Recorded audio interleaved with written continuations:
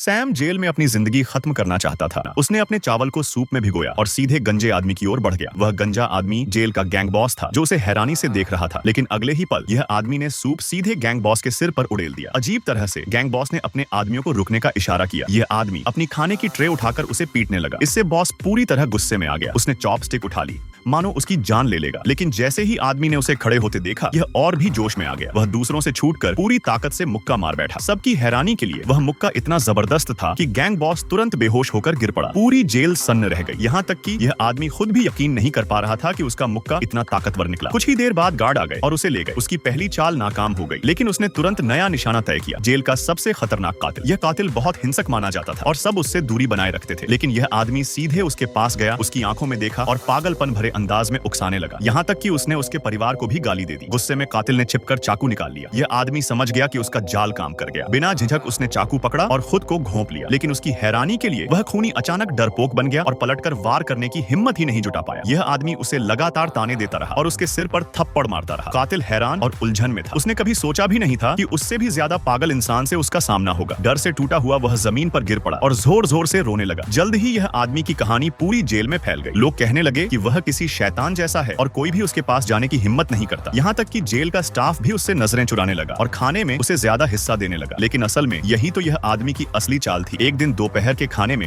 एक कैदी ने गलती से बता दिया कि पिछली रात कोई भागने की कोशिश कर रहा था, मगर गार्ड्स ने उसे गोली मार दी। ये सुनकर यह आदमी के दिमाग में नया आइडिया आया। रात को वह चुपके से आंगन में गया और जोर जोर से चिल्लाने लगा ताकि गार्ड्स उसे गोली मार दें। वार्डन ने सीसीटीवी पर उसे देख लिया और उसकी ख्वाहिश पूरी करने का फैसला किया। हथियारबंद गार्ड्स का दल उसे घेर कर गोली चलाने की तैयारी करने लगा, लेकिन जैसे ही वार्डन ने उसके चेहरे को गौर से देखा, उसने तुरंत चिल्लाकर फायर रोकने का आदेश दिया और इस तरह उसका प्लान फिर से नाकाम हो गया। उसे पकड़कर वापस जेल में डाल दिया गया।